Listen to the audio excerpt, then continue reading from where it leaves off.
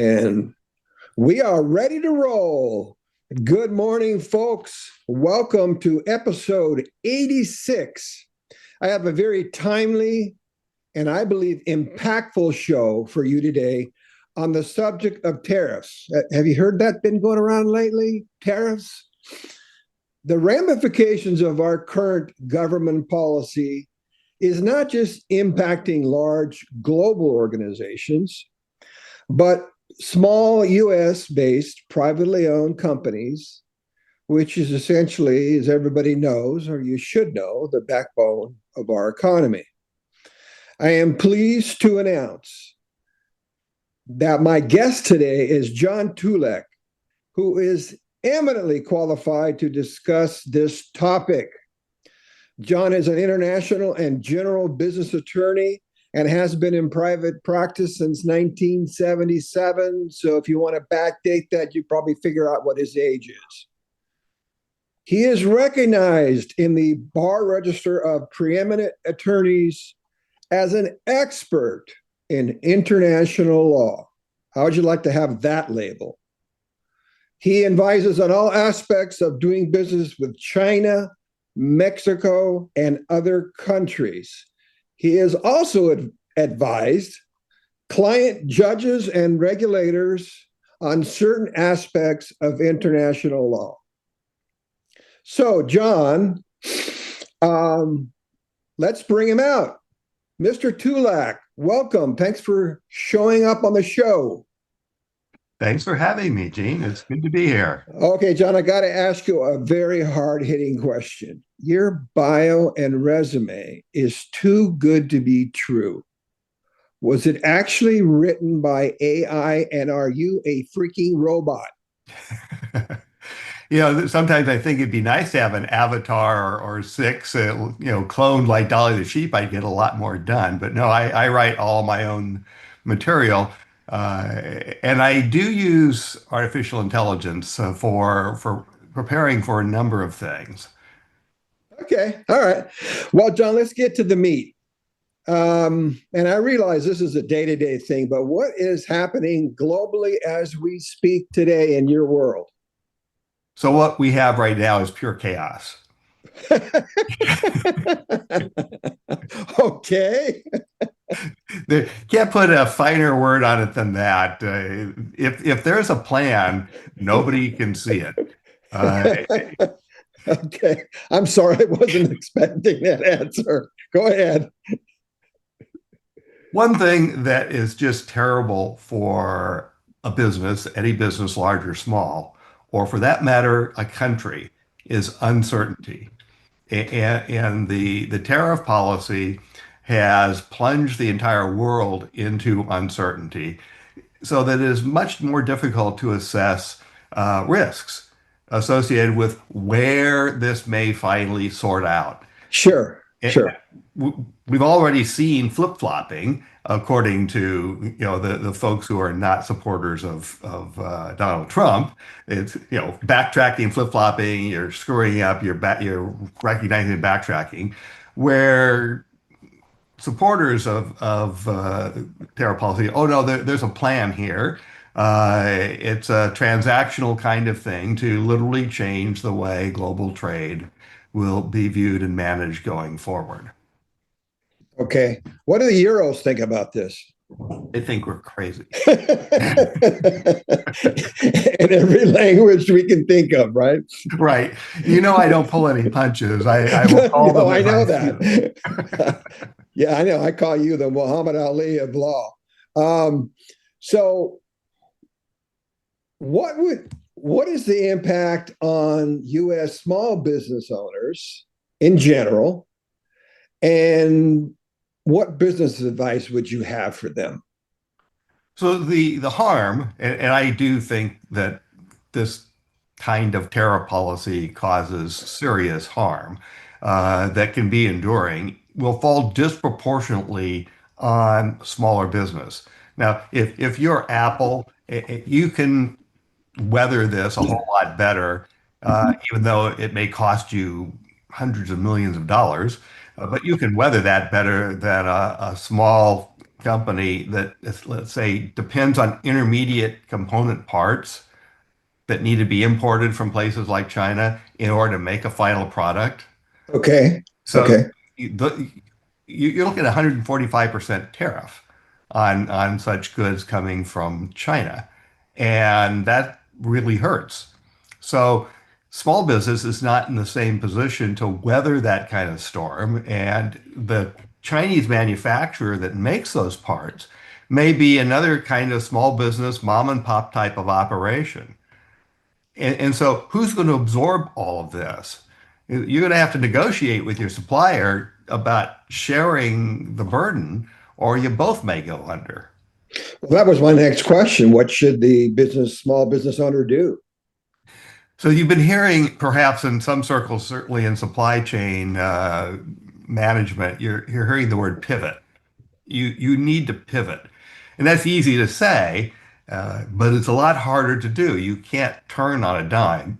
If you are heavily invested in tools and equipment and molds and so on in China, you may not have the capital to just say, you know what, I am going to just start it all up again in India or Malaysia or Indonesia.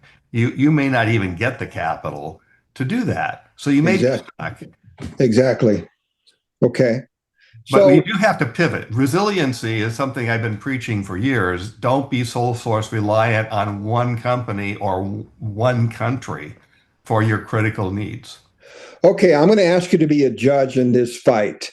I have a lot of my friends says, well, China needs us more than we need them, or vice versa. What side of the fence are you on? What's your comment on that? Who needs more? I think that's the wrong way to phrase the question. Okay. You could I could answer it and say and justify that China needs us a whole lot more. But let's look at the relative pain. Both countries will suffer with this trade war. But in the United States, we have a democracy. We have people who can go to the polls and vote in 2026. But you don't have that in China. So China, with an autocratic imperial type ruler like Xi and the Communist Party firmly in charge, can tamp down any kind of resistance or opposition to their policies. It's autocratic. So they're not accountable to the people in the same way that politicians are here in the United States. I And get you. it I can be get you. longer term in China and far more acute, and there's nothing that the people can do about it. All right. So let me take a step backwards, John. Can you just give me some basic definitions of international law? I'm thinking like exchange rate, balance of trade, deficit, just kind of like give my listeners an overview of these commonly used words in international trade. Sure. So that's economics, which is a favorite topic of mine since that was my undergraduate degree and I paid attention in class. Let's talk about the one that's always in the news today, especially because of tariff policy, and that's the balance of trade deficit. We've been running a balance of trade deficit with China that's been substantial. We've been running a balance of trade deficit with the world as a whole, as part of the global economy. That's not a bad thing.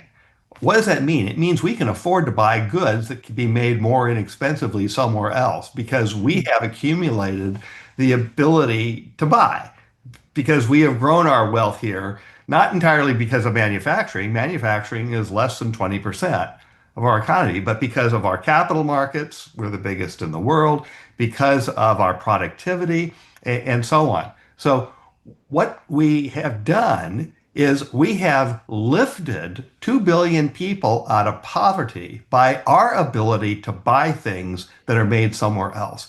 Ah, Be really proud of that. that's a great insight. All right. Okay. So what's happening with Mexico? Well, okay. We can talk about Mexico, or we can talk about some more of those definitions, whichever you want to Oh, do. let's do a couple more definitions if you have them. Okay. So the deficit, the next thing I want to talk about is the other Yeah. thing that we are seeing back in the news finally again. We spent a lot of money during COVID lockdown, or we allocated a lot of money with fiscal stimulus that we haven't even spent yet. But that money's been put into the system and it's added to our federal budget deficit. And it's a loan, essentially. It's a loan where you're essentially going to get it back over time for the American people. And it's grown to what, $35 trillion. And as a part of GDP, that's a huge number. And we haven't been addressing that. And we continue to look at running up big deficits. And historically, we know no country has survived long-term deficits without addressing them. They collapse. The economy collapses. So to me, these two things, globalization and our place in the world economy and solving, getting a hand on the federal deficit are related. The stronger we Okay. are relative to the rest of the world, the more we're able to grow and we can address that deficit problem. But it's mostly a political problem right now. No will to do something about it by either party. Okay, what's the prevailing exchange rate? If American wants to go to a foreign country to buy stuff, what's happening there? So we have a strong dollar right now, and the Trump administration wants a softer dollar. Now, what the softer dollar means is that when we then go to buy goods from overseas or we travel to Paris or London, we're going to pay more for our vacation. We're going to pay more for goods. Right. Whether you have a strong dollar or a soft dollar and whether that's good or bad depends on a lot of other factors. Uh, Okay. it's not inherently good or inherently bad. It depends on the context in which you have a rising or falling dollar. Okay. So then let me get back to my other question before I so rudely interrupted you. What's going on with Mexico? Are there parallels between China, or is it just a totally different market? So there are some parallels. That's a good question, Gene. The Mexican economy could be a whole lot stronger than it is if Mexico had better internal economic policies. But the Obrador administration was hostile to foreign investment, wanted to reclaim what it thought were glory days of government regulation of key businesses such as the energy sector, oil and gas, and electricity. And what that has meant is that those two sectors have stagnated. But those are key to economic growth in any country. I So, get it. Okay. Mexico is also wary of China. Chinese investors would come in. They'd take the risk because politically, there is something to be gained by getting their money into Mexico on a much bigger scale. But Mexico has been resisting that. But at some point, it may have no choice. So, what's good about Mexico's economy? Well, the Maquiladora program, the vibrancy of manufacturing, not only along the border in that program, but elsewhere in the major cities where there's a lot of manufacturing, like Monterrey. These are companies that have grown substantially because of trade with the United States that has been mostly free trade, which the Trump administration is trying to rip up. First administration renegotiating NAFTA to USMCA. There were some improvements. There were also some things that were not so smart. And Canada, the United States, and Mexico have all in different ways, in different sectors, have cheated on parts of NAFTA and have cheated on USMCA. And so, yeah, I'd like to see something more comprehensively negotiated that makes economic sense and the countries would actually follow. I'm not holding Okay. my breath. So I don't know if I understood you correctly. Is the situation that, let's say, we're having with Canada, maybe before the tariff and after? Is there a major impact? Where do you see that going? So 'Cause- Canada and Mexico are two big trading partners. They're also our neighbors and our right, right, time friends. right, To me, it makes no sense to pick fights with your friends, in my opinion, needlessly. Now, right. if you say, I want to address the following items that I think are creating an imbalance in our economic relationship, that's one thing. To just start with ad hominem attacks and suggesting that Canada should be the 51st state and stuff like that. I just don't see that that's good negotiating. I think that's needlessly antagonizing Sure. an entire people, which we saw in terms of Canada's recent election. The conservatives, after Trudeau announced his resignation, were widely expected to trounce the Liberal Party. And in fact, the Liberals came from behind and eked out what is a pretty impressive historic win. Yeah. And Canadians are ready to fight back on this. This is our country and our way of doing things, and you need to treat us with respect. That makes sense. So, without giving the names of any companies, John, can you tell me a client that you work with that was doing business with some country, some foreign country, and what their challenge was, and what you advised them that they should do? Okay, so there, I can give a couple of examples. One is a large and fast-growing cosmetics company, and all the cosmetics are designed here in the United States and manufactured in China. So it's the Apple model. Okay. These tariffs are punitive to them because they're in stores where they are competitive because of price. Yes. And now they're not as price competitive with anybody who's sourcing their cosmetics somewhere else. So that's a problem. And right now, there's really nothing that they can do about it other than to determine how much they can absorb, how much can they push back on their Chinese suppliers, and so on. And so we have been talking about building resiliency for the future. Can you get this made to quality standards somewhere else? By looking ahead to the future. That's kind of scary, though. It seems like it's in a no-win situation. There's only so much expenses that you can absorb and not pass it on to the customer. But as you said, if they're in a competitive pricing module, they can't pass on the price. They either have to get leaner or meaner, cut expenses, or do something. Right. Another client that I have also heavily reliant on China. Everything is designed in the United States. It is a very specialty kind of audio equipment that is used in large venues, and they have a global reputation. But they're in a better position because they can actually ship from China to their customers elsewhere in the world. So that Okay. mitigates against the tariffs to some extent for their substantial foreign market. But for stuff that's still coming here, which is their major market still, they have to deal with the same problem. Let's look at a third example. This one is in Mexico. This is a small company with a really neat little product that is unfortunately about 60% made with aluminum. Well, aluminum has a 25% tariff put on the aluminum component of the product on top of the 10% countrywide tariff that was imposed on Mexico. So you're looking at a 35% increase in the cost. Now, here's the problem that they have. They're supplying the aluminum from the United States.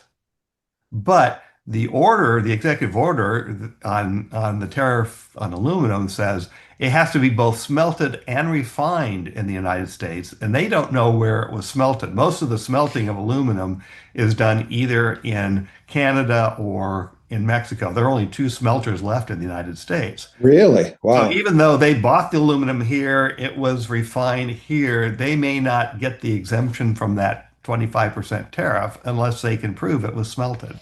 Now, we expect that that will be modified. That order will be modified. All right, John. So you're picking my interest here. You may have already answered this question, but where do you see the future going in the next 2 to 3 years? Yeah, I think we solve some of this chaos. The question is, how long does it take us and over what period of time? At what expense, I should say.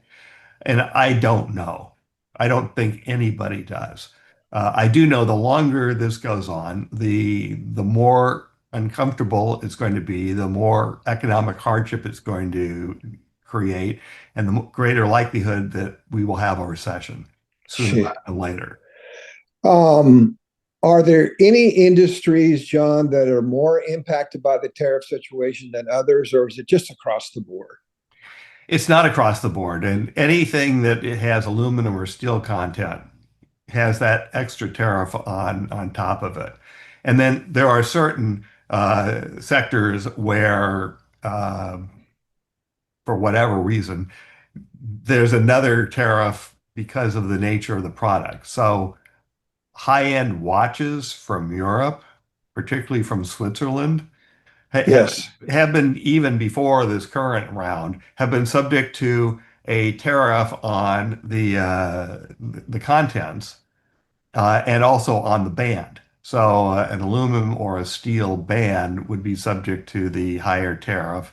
And of course, you're looking at precision parts, that are hand assembled and so on. That's why some of these watches are so crazy expensive.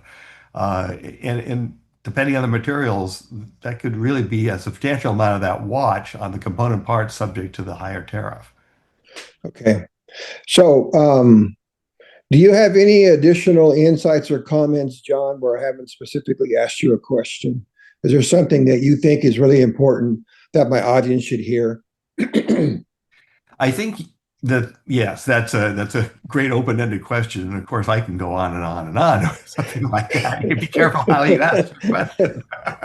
I'll just hit the button and you're off. There we go. That's such power. So yeah, the thing that I tell my clients is that you constantly need to be conducting a review of your supply chain, Okay. testing it for resilience, testing it for quality control, testing it for price, and whether or not there are good alternatives to what you currently have. What's your backup plan? What's your plan C if your goods are held up on the water because a choke point like the Suez Canal is a choke point, Sure. or piracy causes choke points in the straits there of Indonesia, or let's say we have an incident in the South China Sea and your goods are held up. What are you going to do?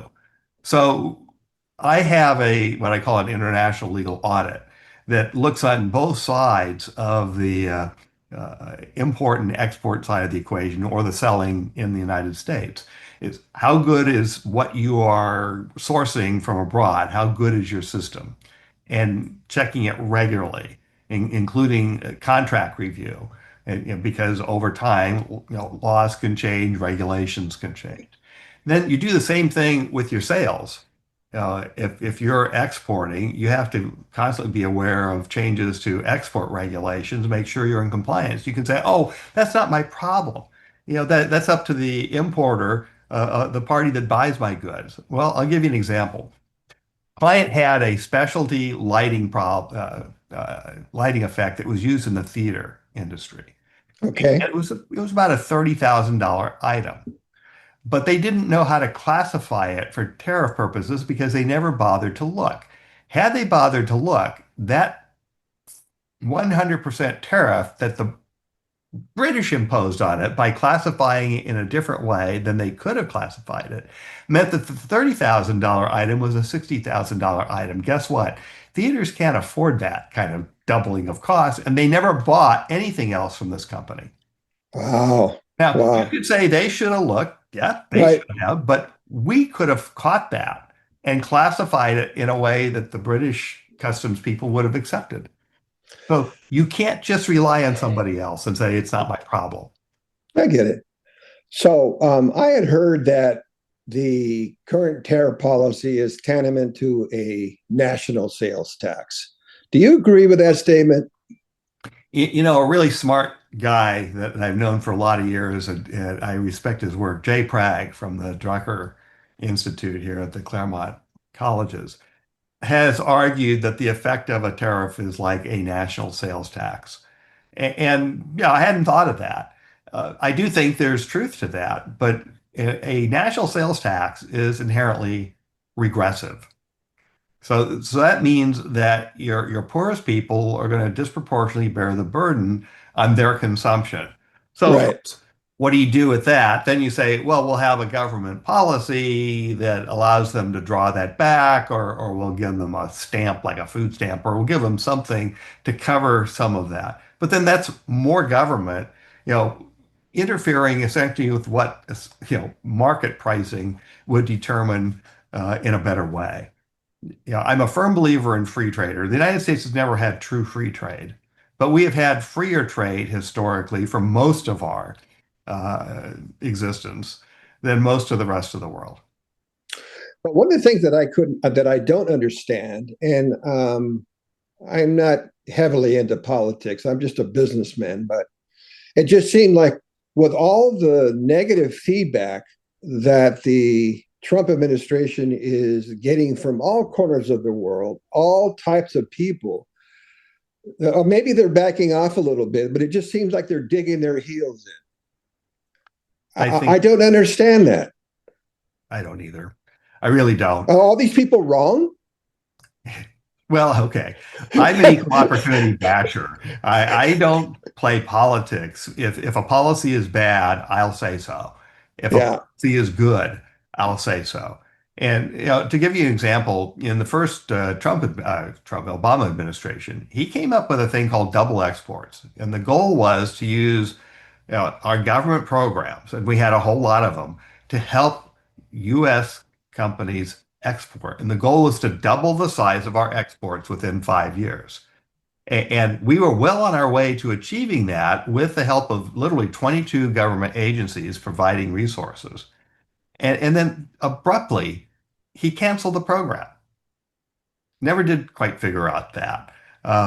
Here was a situation where government action was actually helpful. And to be fair, we have a lot of government programs that do work. Also yes, have a ton of them that don't, or don't yeah. work very well, or work at a very high cost relative to what they achieve.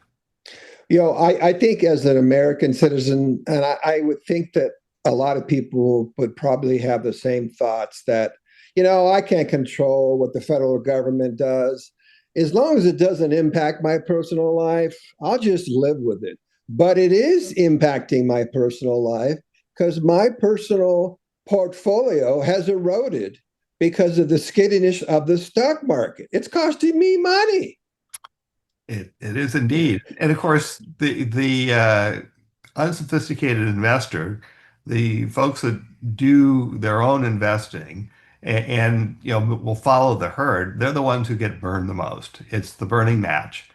The smart money can recognize a peak or where a cratering is likely and say, here, you hold this.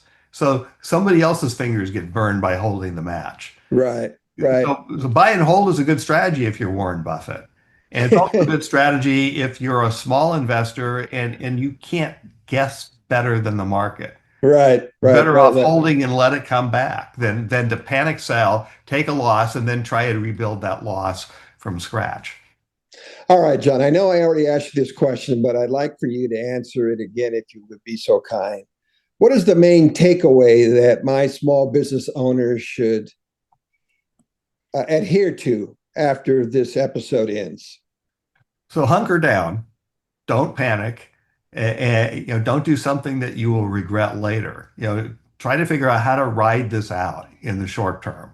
Don't be afraid to negotiate with your suppliers and say we're both getting hurt. We've got to share some of the hurt. I can't bear it all myself. Got it. Can you make up with other things with your customers, a way to keep them besides the fact that they're going to have to absorb a price increase? What else can you do for your customers? I mean, these are common sense things Right, right, that right, are just part of the whole experience of serving your customers and having good supply chain relationships. So you kill them with kindness is my view. I'm a firm believer in win-win. And sometimes you are dealing with bad stuff. And so it's hard to see the win-win. And so it's a matter of how can we minimize the harm? right, And if you can right. minimize the harm in a way that makes more sense, that's a win to me. Well, John, unfortunately, I've run out of time. You were awesome as I expected. Um, so, what I want to do is thank you and hope you'll come on again. And hopefully, our economy will get better and the trade situation will get better. And with that, you can check out the show on all the major podcasts and YouTube. CEO to Rainmaker, Gene Valdez. Do that search. And I will see all of you next month. And I thank you all for listening. And thanks again, John, for your pearls of wisdom. You are the only attorney I know, and I know a lot of them, that actually laughs and has a sense of humor. It's the best way to live in the world. My pleasure to be here, Gene. Thank you for having me on the guest. See you later, John. Bye-bye.